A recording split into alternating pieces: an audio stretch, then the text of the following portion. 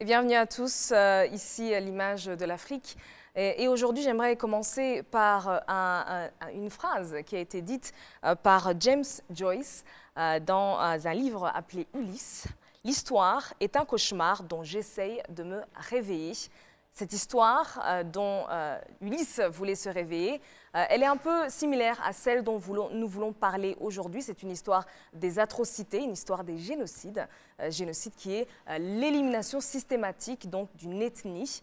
Et on va voir que cette histoire tragique n'est pas l'apanage d'un pays ou d'un continent, mais c'est produite depuis l'Antiquité jusqu'à l'ère moderne, sur presque tous les continents.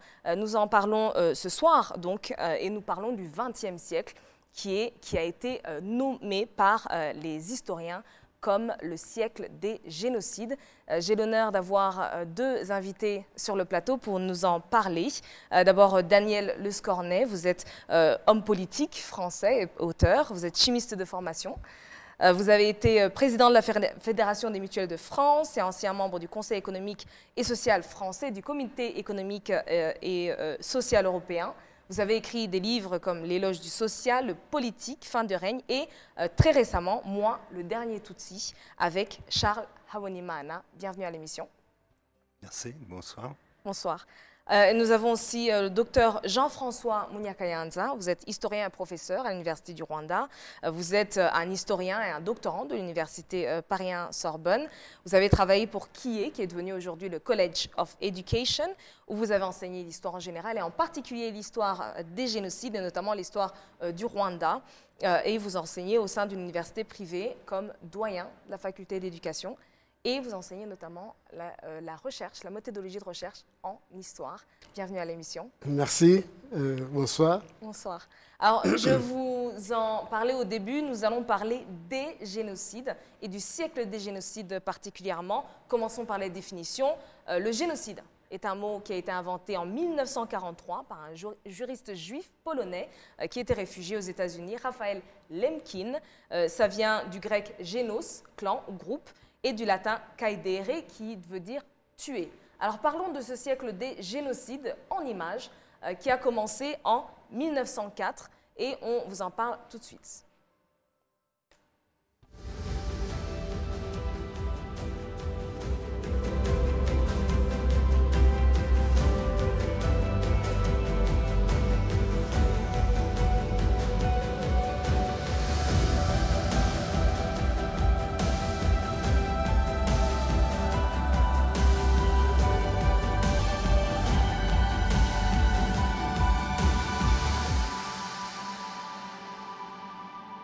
Et on commence donc en images en 1904 avec le génocide des Herero en Namibie. Et en 1904, donc, comme vous le voyez en images, les Allemands massacraient 60 000 Herero en Namibie pour faire place nette à leurs colons. C'était le premier génocide qui a ouvert, entre guillemets, ce siècle, ce XXe siècle des génocides.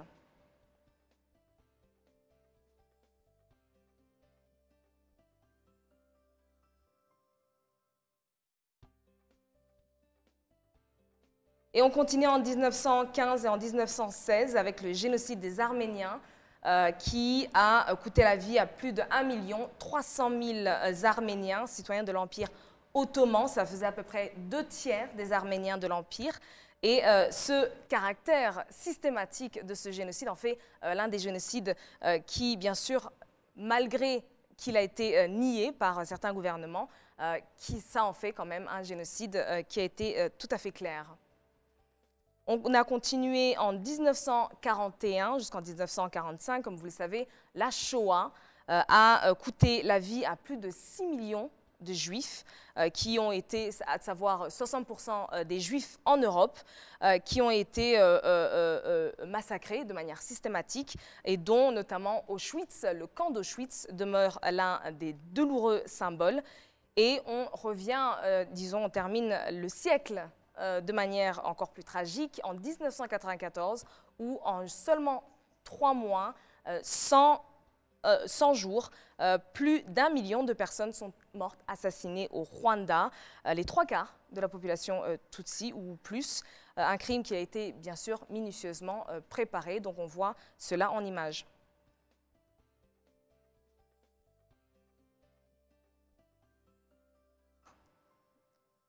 En Namibie, 60 000 héréros sont massacrés,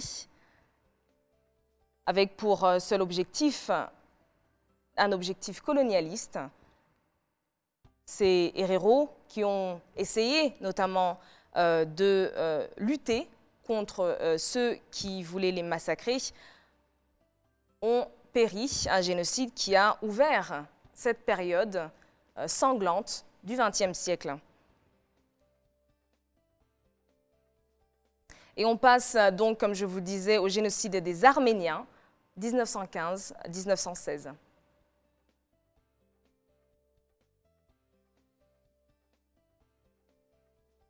Plus de 1 300 000 Arméniens, près de 2 tiers des Arméniens de l'Empire ottoman, ont été massacrés de manière systématique. Un génocide que certains gouvernements s'obstinent encore à ne pas reconnaître, mais qui a été conçu ou défini comme un indiscutable génocide. Et puis on continue tout de suite en image avec la Shoah en 1941-1945. C'était lors de la Deuxième Guerre mondiale. Et par recoupement des données démographiques, on sait aujourd'hui que la destruction des Juifs d'Europe, aussi plus de 6 millions qui ont été massacrés. Et on termine en 1994 avec le Rwanda.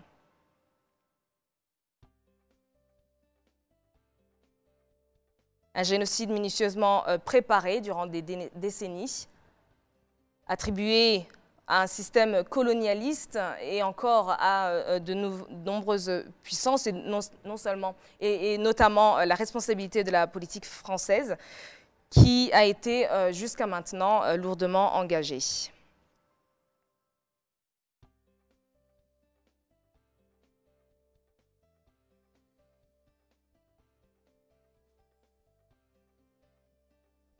Et voilà donc pour cette introduction historique. Et j'aimerais commencer avec vous, docteur Munyakayanza. On parle des génocides, on a compris cette définition, mais selon vous, pourquoi les génocides au XXe siècle de manière particulière? Quelle a été leur particularité? Et plus on reviendra peut-être sur le génocide perpétré contre les Tutsis comme étant l'un qui a vraiment marqué ce XXe siècle. Oui, ce qui est certain, vous l'avez mentionné, un génocide n'est pas un accident. Il est préparé. C'est un acte délibéré.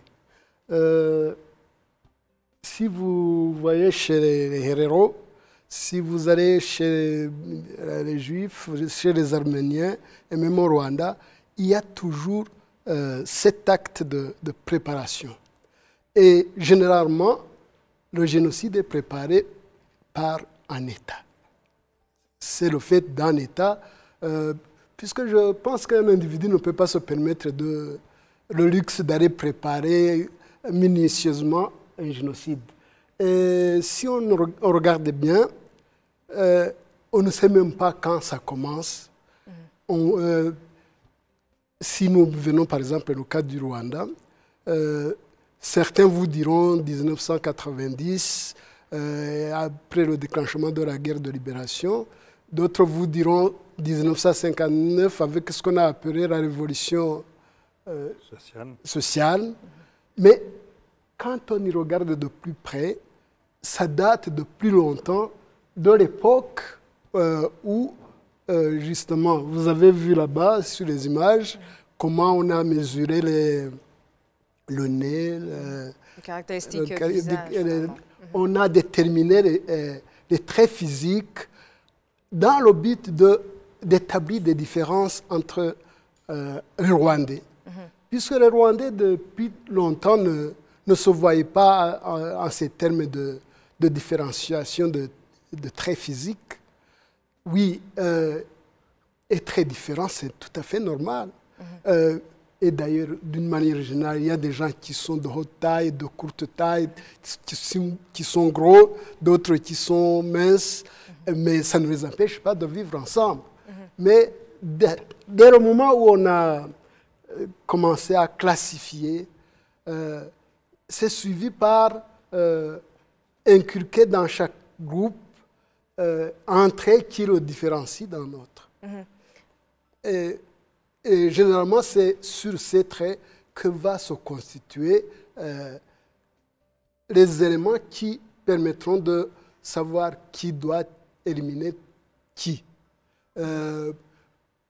Avec toute la période coloniale, il y a eu intériorisation de ce phénomène et chacun, à force de l'enseigner dans les écoles, dans les séminaires, certains sentaient réellement qu'ils sont différents. Mais si vous allez sur les collines au Rwanda, même aujourd'hui après le génocide, même avant le déclenchement du génocide, les gens se voyaient en voisins, des gens qui doivent s'entraider mutuellement dans les travaux des champs, dans les différentes activités.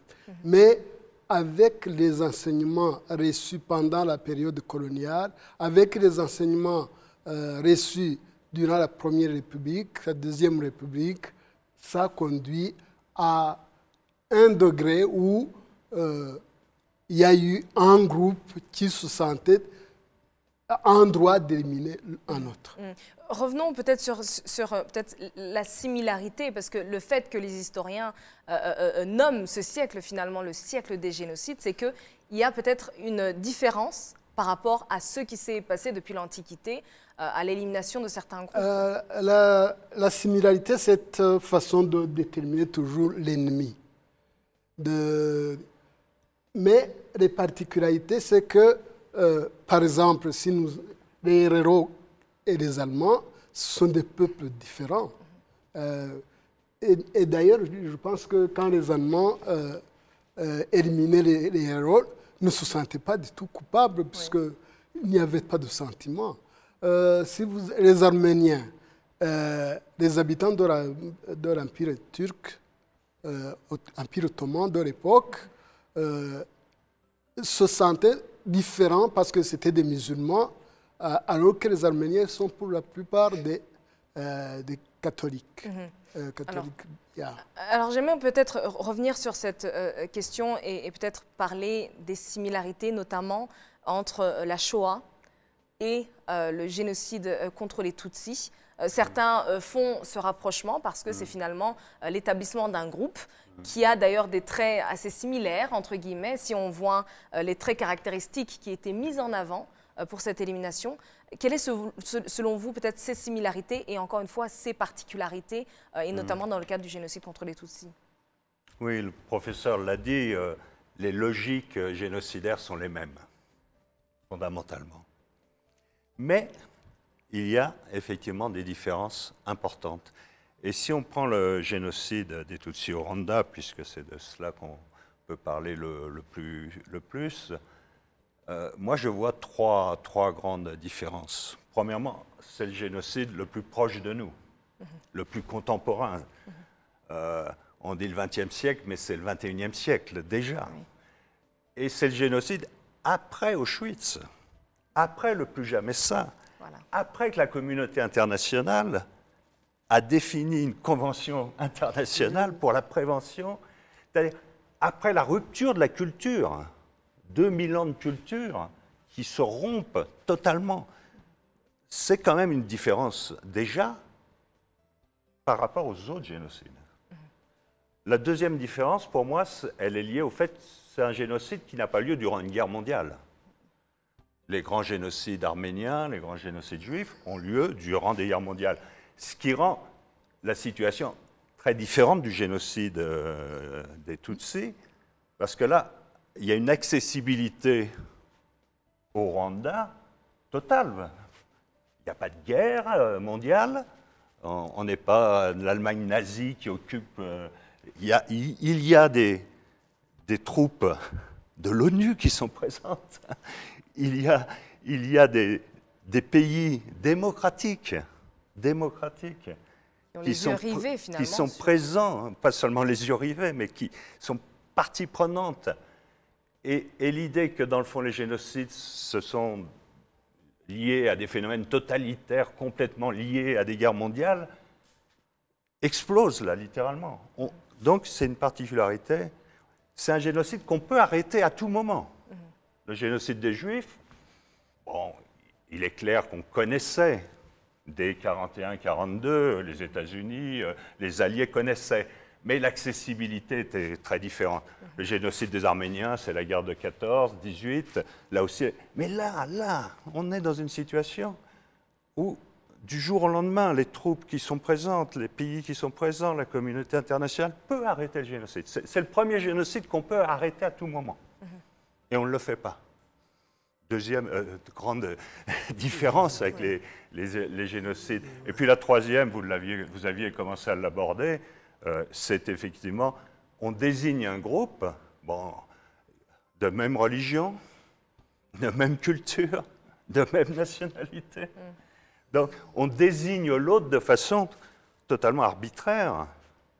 Exactement. Et on construit l'autre, on construit totalement l'autre. Donc ces trois caractéristiques différentes des anciens génocides nous disent beaucoup de choses, je crois, pas seulement sur l'histoire passée, mais sur notre présent. Qu'est-ce qu'ils nous disent sur notre présent? Je crois que c'est ça le plus intéressant. Et à contrario, il y a une similarité qui n'en est pas une, c'est-à-dire longtemps enfin, il y a une particularité qui n'en est pas une, pour moi. Et j'y insiste parce qu'elle m'apparaît très importante dans le domaine des représentations. On dit que c'est un génocide populaire, contrairement aux autres génocides. Comme si les autres génocides n'étaient pas populaires. C'est-à-dire, un génocide ne peut se réaliser que si une population est prête, est préparée à cela. Et on dit que c'est un génocide de voisins, comme si c'était une particularité. Or, quand on donne cette particularité, on renvoie à une espèce de sauvagerie africaine, etc. Or, on s'aperçoit, et il y a des ouvrages qui viennent de paraître dernièrement, sur un ouvrage qui s'appelle « Les voisins », qui prend le cas, par exemple, en Pologne, où ce sont les Polonais, et non pas les Allemands, qui exterminent des populations entières lors des périodes du génocide des Juifs. C'est pareil en Arménie, avec les mêmes méthodes, avec les mêmes façons de sauvagerie qu'on retrouvera dans les différents génocides. Donc ça, c'est une similarité des génocides. Oui. Ce n'est pas une particularité du génocide rwandais. Donc c'est très important de regarder différences et similarités. Oui. Alors, restons peut-être sur ce qui mène ou ce qui conduit de manière intentionnelle, donc, parce que ce n'est pas une succession aléatoire d'événements, les facteurs ou le terreau génocidaire, entre guillemets. Comment, a posteriori, est-on capable d'analyser les facteurs ou les éléments qui ont été mis en place, cet appareil génocidaire qui a conduit finalement à l'extermination d'une grande partie de la population, et comment on fait face à cela? Il l'a dit, on le qualifie de génocide populaire.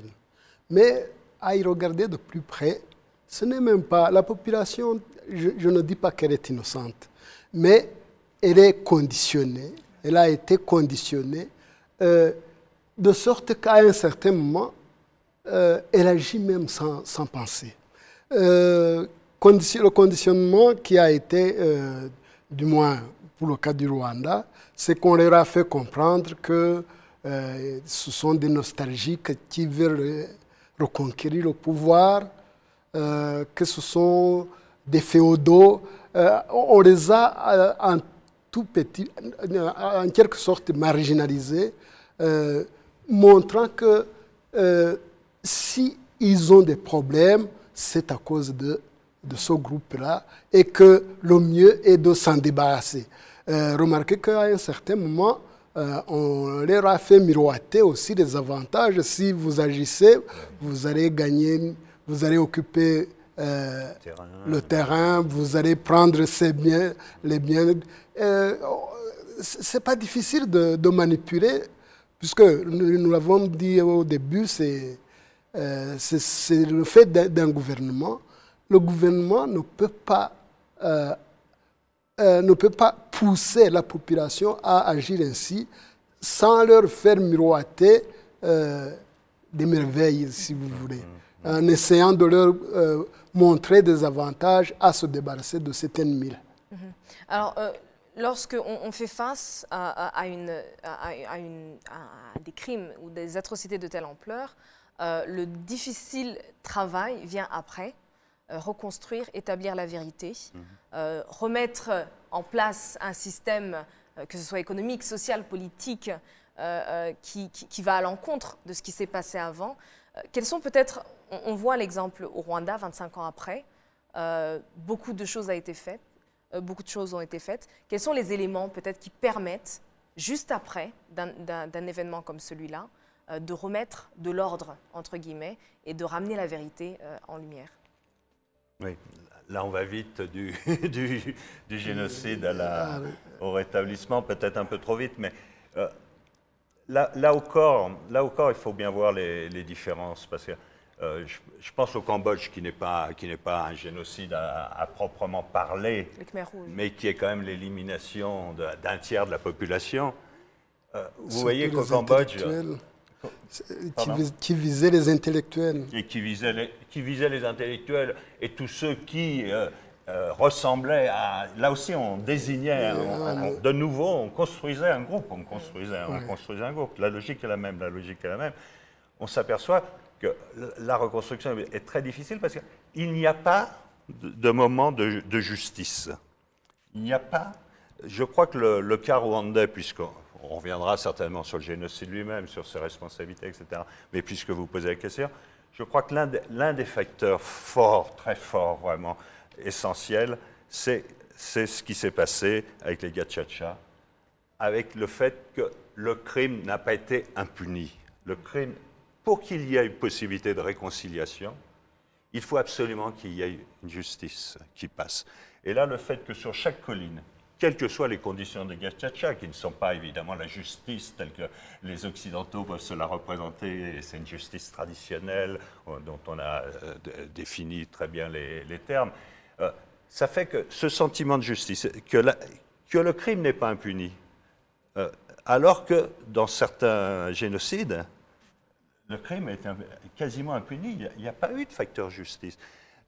Dans les Balkans, par exemple, puisqu'on reprend d'autres lieux qui ne sont pas des génocides à proprement parler, mais qui sont des massacres de populations entières, la reconstruction est très difficile.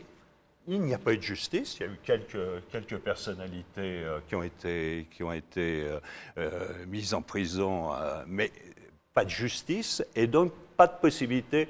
Moi, je pense que le premier élément, c'est qu'il y ait une justice, que le crime ne soit pas impuni, qu'il soit sans cesse dans les mémoires, donc l'énorme travail de mémoire qui est fait ici. Je crois que c'est deux conditions premières pour reconstruire. Et là, le Rwanda, effectivement, démontre une capacité de résilience parce qu'il mène cette politique-là. Oui, oui, il a raison, mais avant d'en venir à la justice... Plus que reconstruction, en fait, c'était surtout reconstitution des événements, des faits. Nous n'allons pas perdre de vue le contexte dans lequel ce génocide a été perpétré et comment il a été arrêté. Quand il a été arrêté, nous devons féliciter ceux qui ont pris cette initiative, puisque nous savons très bien que la communauté internationale les avait abandonnés. Ce sont les soldats de Arapié qui ont, en plus de la guerre de libération, ont été obligés d'arrêter ce génocide. En l'arrêtant, ils savaient déjà, ils étaient conscients du problème qui existait. Que ce qui a manqué, c'est l'unité des Rwandais. Alors, ils vont mettre l'accent sur l'unité des Rwandais, y compris justement rendre justice. Et nous savons que rendre justice aussi n'était pas aisé du fait que l'implication d'un grand nombre de... Il y a le nombre de ceux qui sont tués, le nombre de tueurs est proportionnel. Alors, il fallait trouver ce qu'il fallait faire pour... surtout qu'au Rwanda, nous ne l'oublions pas aussi, les gens vivent les uns à côté des autres sur les collines. Nous n'avons pas de villages pour les Hutus, des villages pour les Tutsis. Ils vivent depuis des siècles, ils travaillent ensemble. Alors, le rescapé qui va sortir de sa maison et avoir en face de lui le bourreau, ce n'était pas aisé. C'est pourquoi, à Arapié, le gouvernement de l'unité nationale, qui en était conscient, a essayé de mettre en avant ce facteur d'unité. Essayer de faire comprendre que malgré ce qui s'est passé, les Rwandais sont condamnés à vivre ensemble comme par le passé. Nous ne l'oublions pas, il y en a ceux qui même ont essayé de proposer, de diviser le pays en deux, mais c'était ne pas connaître l'histoire du pays, la culture du pays, le Rwanda en un mot. Ils ne connaissaient pas le Rwanda. Et du fait qu'ils étaient obligés de vivre ensemble, alors il fallait des mécanismes qui pourraient aider ces gens à revivre ensemble, malgré les blessures, malgré les frustrations, malgré puisque les tueurs aussi vivaient dans la honte, puisqu'à un certain moment, ils ont eu conscience qu'ils ont mal agi. Alors, il fallait les amener à accepter qu'ils ont mal agi, demander aux autres de pardonner, bien que ce n'était pas facile à l'époque. Pour le moment, on comprend il a fallu le dépassement des réfugiés. Oui. Nous parlons des rescapés et nous parlons mais même ceux qui venaient de l'extérieur, ils avaient perdu des membres de leur famille. Mais avant peut-être de parler notamment des rescapés, etc., donc on a vu qu'il y a préparation pendant longtemps. Oui. Il y a mise en place d'un appareil qui va permettre la mise à l'exécution. Et puis on a pendant 3 mois, au Rwanda particulièrement, l'extermination systématique finalement, avec l'objectif avoué de n'en laisser aucun. Oui. Et vient peut-être l'ouvrage que vous avez écrit avec Charles Habonimana, Moi le dernier Tutsi. On a, au moment du génocide, la conscience, si on est catégorisé comme Tutsi, d'en arriver à la fin de sa vie. Comment est-ce que, pendant ce moment et après ce moment, est-ce qu'on a encore peut-être la reconstruction, entre guillemets, de la vie? Là, on est devant un phénomène tragique qu'on a déjà connu dans les autres génocides, c'est-à-dire l'idée que la mort n'a pas d'alternative. Et donc, avec des hommes et des femmes qui se retrouvent dans cette situation-là.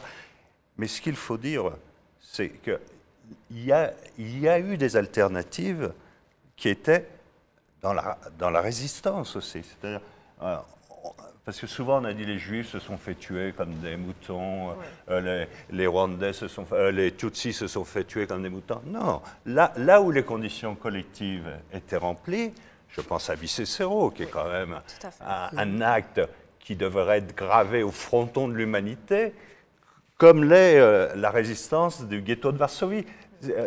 Quand on pense qu'un président français a dit qu'un génocide en Afrique, ça n'a pas la même importance, il faut redonner justement l'idée que c'est la même importance avec des nouveautés.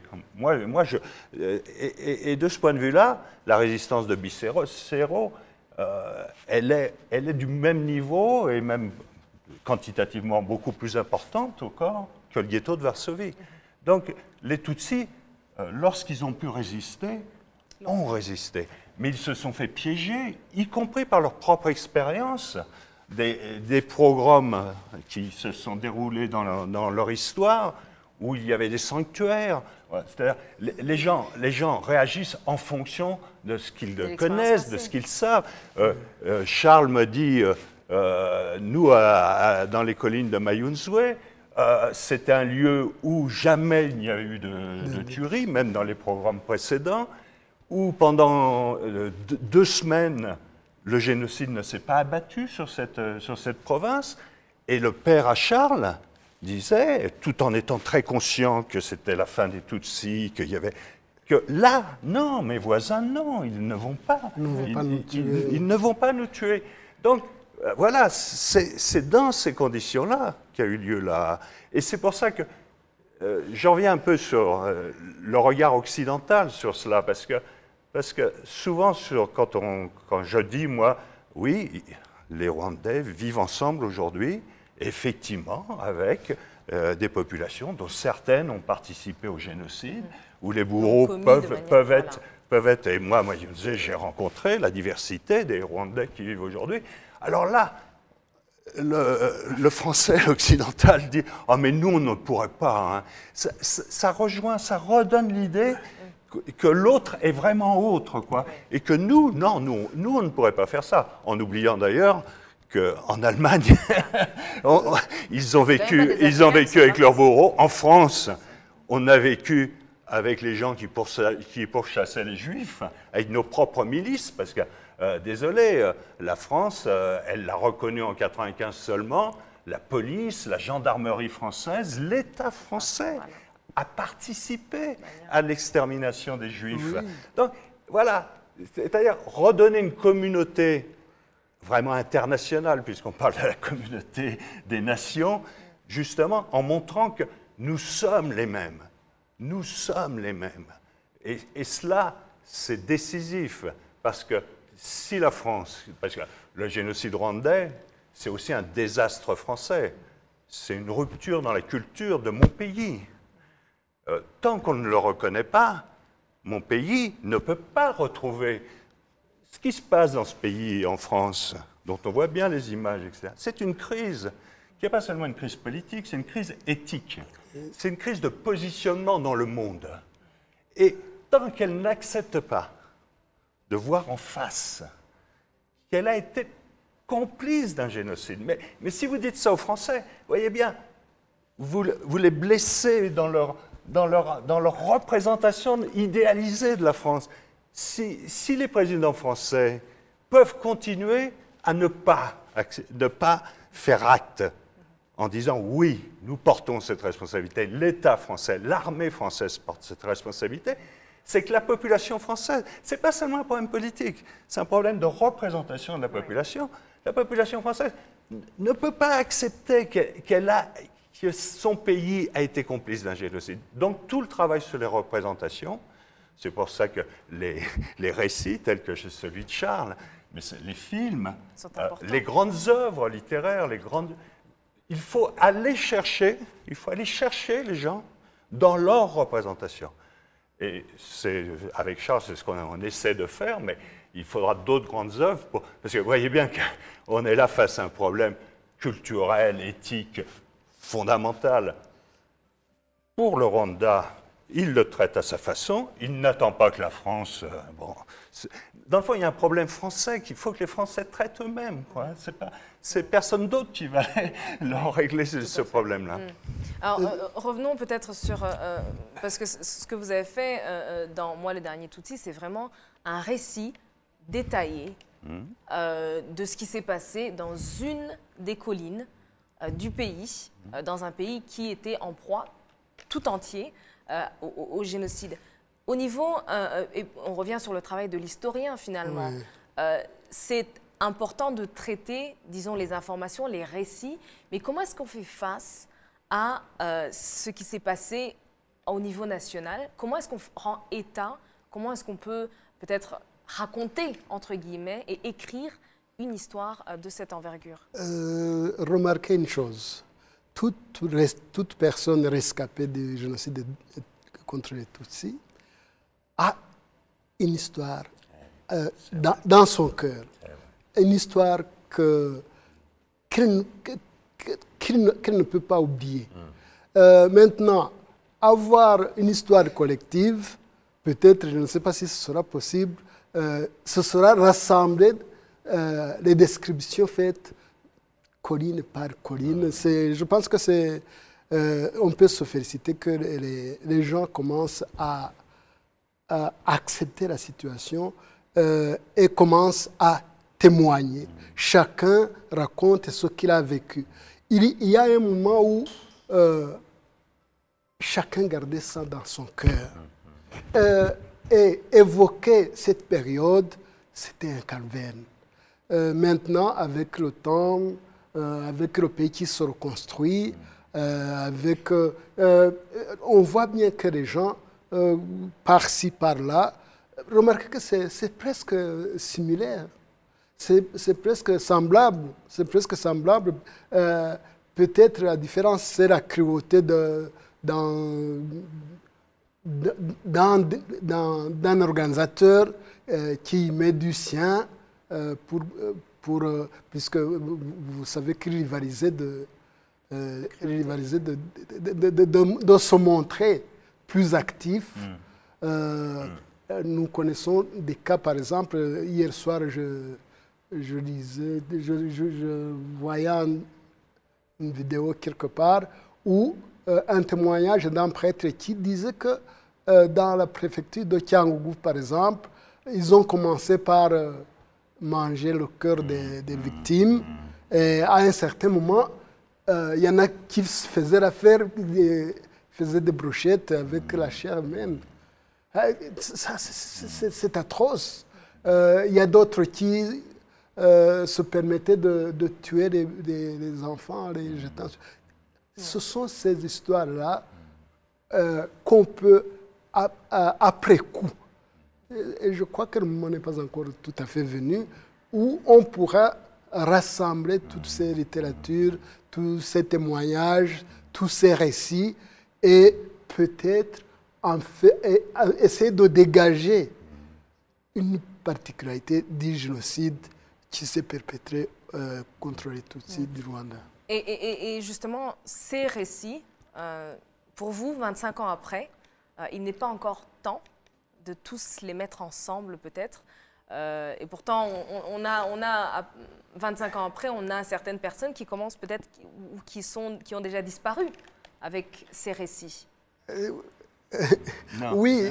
Peut-être on peut avoir peur que justement il y ait ceux qui disparaissent avec leur témoignage, mais on n'y peut rien. Comme je le disais au début, il n'y avait pas moyen, par exemple en 1994, si on avait pris un enregistreur et qu'on enregistre des gens, puisque à ce moment il paraît spontanément, on aurait peut-être maintenant beaucoup plus d'informations. Mais à un certain moment, ils se sont repliés sur eux-mêmes. Ils étaient préoccupés par ce qui leur est arrivé. Ce n'est que maintenant qu'ils commencent à avoir des langues déliées. Et nous devons être patients. Et je pense que les témoignages qui disparaîtront ne sont pas nombreux. Là, c'est une similarité aussi avec...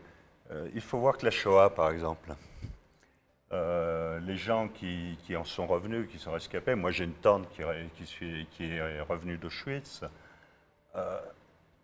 pendant 20-25 ans, c'était pas un débat en Occident. Maintenant, on pense que la Shoah, ça a été... Mais non, ça a mis 20-25 ans pour que, pas seulement que les témoignages viennent, mais qu'ils soient entendus. Et pendant 20-25 ans, Charlotte Delbo avait écrit des pages magnifiques, Primo Levi avait, etc.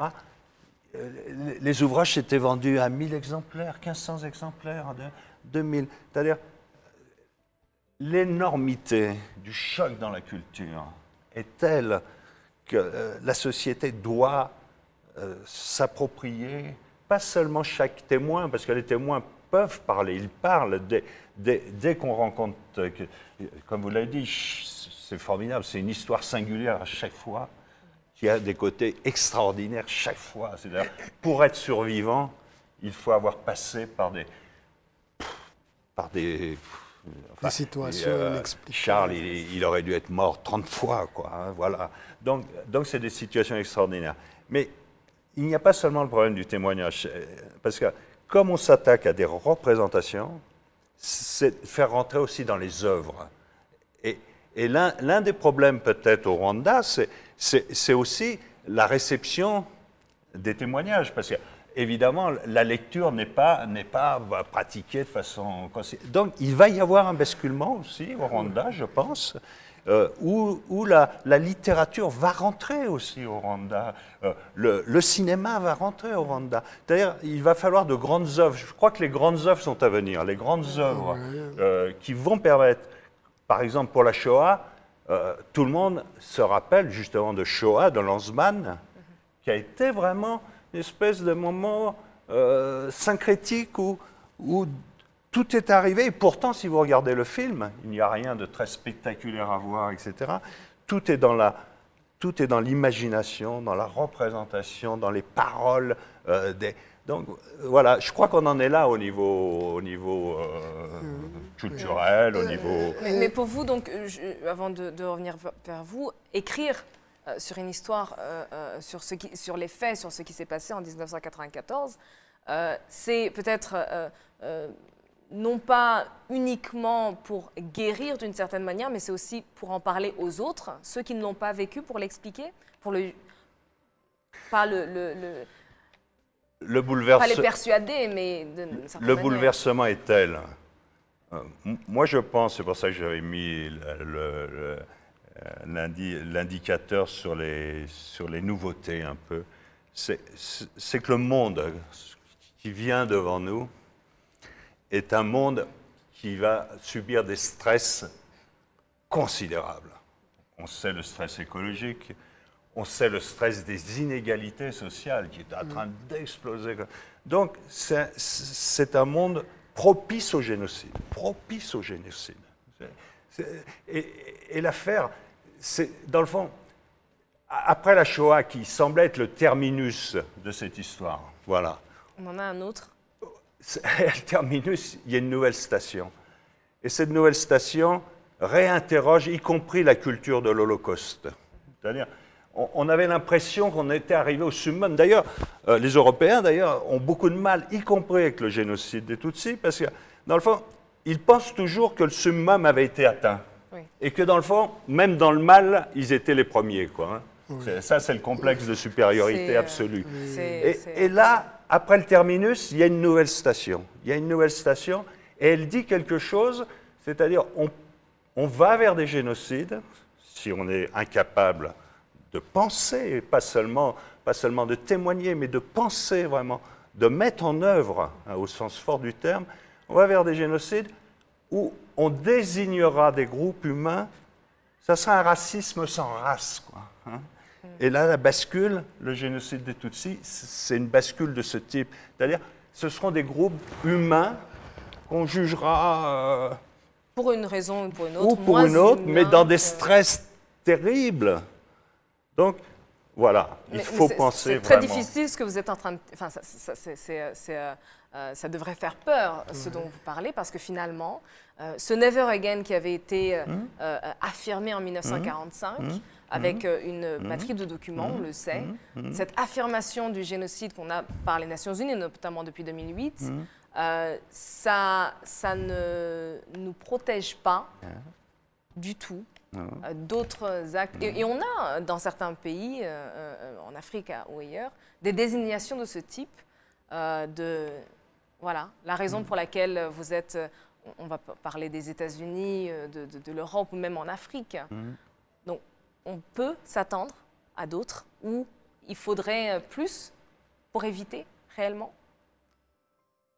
Le problème qu'on rencontre, je crois que je l'ai dit aussi, c'est qu'au moment de la préparation, on ne se rend même pas compte qu'on s'achemine vers un génocide. On le voit quand on y est déjà. Et à ce moment, c'est le problème de l'arrêter, c'est le problème de chercher des solutions. Après tout, le génocide de la Shoah est suffisamment documenté. Et même le Rwanda, l'histoire du génocide perpétré contre les Tutsis, il est suffisamment documenté. Il est suffisamment documenté. Mais le problème que nous avons, les Rwandais, nous ne lisons pas. La culture de ruralité nous poursuit. Même quelqu'un qui sait lire, même quelqu'un qui a des diplômes universitaires, donc moi, il est très rare de recourir à des documents écrits. Sinon, nous avons des œuvres innombrables qui parlent de témoignages des rescapés. Oui, le corpus est déjà important. Hein, je ne parle pas même de ceux qui ont été écrits par des étrangers. Même des Rwandais écrivent les rescapés eux-mêmes. Mais combien ont lu ces livres?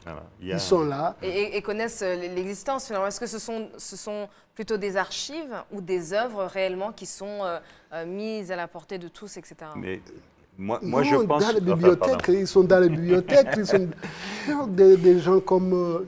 je ne veux pas m'aventurer à citer des noms, mais ils sont très nombreux. Mais le problème... j'entends souvent dire il faut écrire pour éviter que les témoignages, ceux qui ont des témoignages... Beaucoup ont déjà écrit. Mais problème, beaucoup ont écrit, mais personne ne lit. Mais tout compte fait, c'est très bien que ces documents existent. Ils sont là, les générations futures pourront les lire. Et justement, puisque nous parlions de ce qui est possible ailleurs, peut-être ce sont des éléments de référence. Remarquez que ceux qui préparent le génocide s'y intéressent beaucoup, puisqu'ils essaient de s'en inspirer, ce que les autres ont fait. Dernièrement, on me disait que dans la résidence du président Habyarimana, on a trouvé Mein Kampf traduit en Kinyarwanda. Du moins, ils essayaient d'adapter. Voilà. Alors, on approche bientôt de la fin. Vous vouliez intervenir? Non, je suis d'accord, j'avais fait référence avec le problème de la lecture au Rwanda, qui est évidemment un obstacle à l'appropriation, c'est clair. Mais il n'y a pas que la lecture, il n'y a pas que l'écrit, quoi. Hein. Je pense au cinéma, je pense au théâtre. Vous avez une culture aussi du théâtre, vous avez une culture de la poésie. Les grandes œuvres peuvent être de différents types. Le problème, c'est qu'elles atteignent l'imaginaire, quoi. Hein. C'est-à-dire, il n'y a pas seulement les procès-verbaux de ce qui s'est passé. Parce que, comme vous le dites, le génocide des Tutsis au Rwanda est très documenté. Moi, quand je vois la France qui dit qu'il va falloir qu'on fasse un collège d'historiens qui va nous dire, un collège officiel d'historiens qui va nous dire on va encore aller chercher des archives parce qu'on ne sait pas. Mais si, c'est surabondant, on a toutes les preuves. Et encore une fois, l'obstacle n'est pas dans les preuves, l'obstacle est dans les représentations. Et c'est pour ça que les œuvres sont importantes. C'est pour ça que les livres, que moi j'ai travaillé avec Charles, on essaie d'entrer en littérature aussi. Pas seulement de faire un acte de procès-verbal, d'entrer en littérature. Il faut aller chercher les gens dans leur imaginaire, dans leur représentation. Et les atteindre dans justement cet élément-là. On approche de la fin, mais j'aimerais peut-être qu'on termine sur une question qui est importante. Le négationnisme. Souvent, on parle du négationnisme comme étant peut-être négation, nier la réalité du crime, mais en réalité, ce négationnisme vient dès le début. Bien sûr. On nie ce qui se passe, on nie ce qu'on va préparer, ce qu'on prépare, on nie ce qui se passe et on nie ce qui s'est passé. Alors aujourd'hui, on a, bien sûr, vous avez parlé du gouvernement français qui nie d'une certaine manière cette implication, mais plus généralement, comment est-ce qu'on fait face aujourd'hui, après que ce se soit passé, comment est-ce qu'on fait face à ceux qui nient encore ce qui s'est passé et quel est le rôle peut-être de l'histoire et des récits dans cette... Vous savez, la négation fait partie de la préparation. Le crime de génocide, c'est le crime des crimes. Ça fait honte. Personne ne peut pas se targuer en public. J'ai préparé, j'ai organisé, j'ai commis le génocide. Il veut chercher quelque chose qui pourrait alléger son acte. Sa charge mentale, puis, se réhumaniser finalement après avoir commis des actes. Si vous voyez par exemple, moi je dirais que plutôt ces gens-là, ces négationnistes, je parle des Rwandais, je ne parle pas d'autres, apparemment ils n'ont rien à faire. Jour pour jour, ils ne font que ça. Et ils essaient, c'est une façon de se justifier. Ils sont, même quand ils disent non, ce sont des Rwandais qui se sont entretués, ils savent intérieurement, ils savent bien que ce n'est pas vrai. Mais peut-être que ça les met en cause finalement s'ils l'acceptent eux-mêmes. Il cherche une excuse à lui-même. C'est à cause de la mort du chef de l'État, Moubiei. Mais en réalité, ils savent très bien que ça n'a rien à voir. Surtout ces intellectuels ce sont les plus négationnistes qui soient. Ce n'est pas le perpétrateur, ceux qui ont perpétré le génocide qui élaborent ces plans de négation. Alors la négation par justification, pour vous, c'est peut-être la plus importante au niveau peut-être national. Et si on parle du négationnisme, vous avez parlé du gouvernement français, mais on a aussi des négationnistes, que ce soit en Afrique et à l'extérieur. Au Canada, un peu partout. Il y en a. Qui ne sont pas nécessairement rwandais d'ailleurs. Comment est-ce qu'on fait face et qu'on lutte finalement? Parce qu'on a une double lutte. La lutte pour faire état de la réalité et la lutte contre ceux qui nient, etc.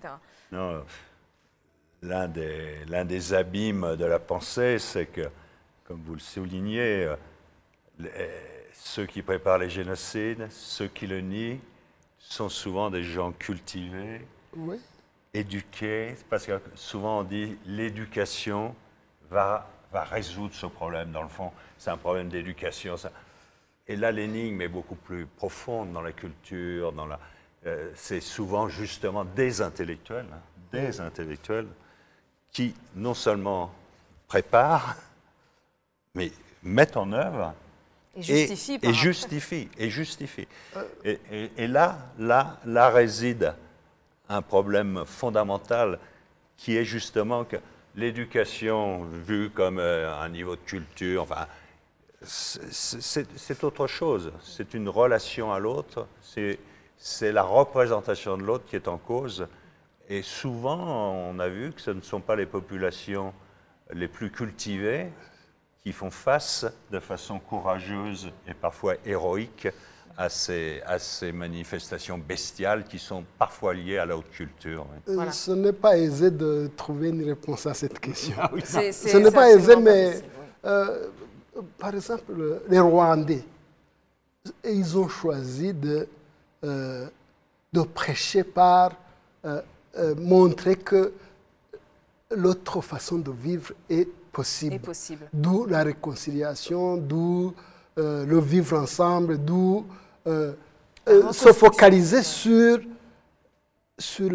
le futur, ne pas se préoccuper de... Puisque si nous perdions notre temps à dire ces gens nient l'évidence, nous perdrions notre temps. Nous devons travailler, nous devons chercher à vivre.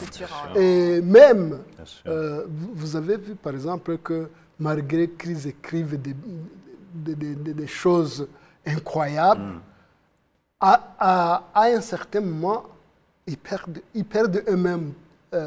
Ils sont perdus. Ils sont perdus et ils perdent leur temps. Voilà, ce sera le mot de la fin. Et en même temps, ils sont dépassés par les événements. Parce que nous, ce que nous regardons, c'est devant. Regardons devant. Merci beaucoup, Daniel Luscornet et Dr Jean-François Munyakayanza. Merci beaucoup. Merci.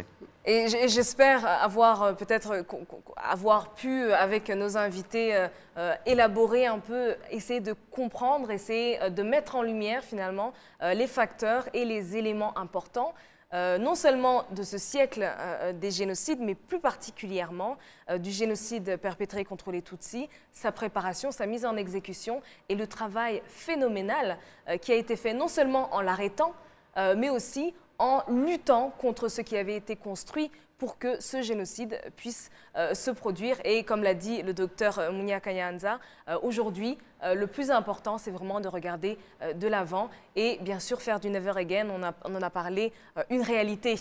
Parce qu'après tout, ce sont les citoyens et les individus qui ont cette responsabilité. Alors je vous dis à la semaine prochaine. À très bientôt. Au revoir.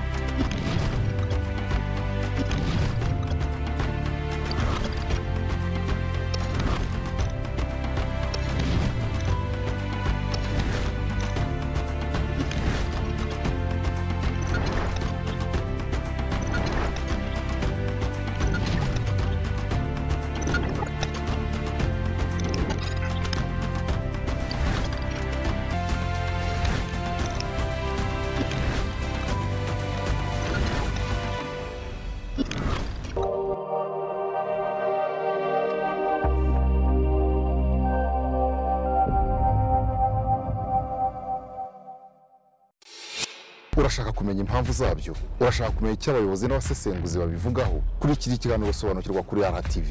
Muri iki kiganiro dutumira abayobozi, abanyapolitiki n'abandi basesenguzi mu ngeri zinyuranye, tukabasobanuza, bagasobanura, ugasobanukirwa ukuri kubiriho.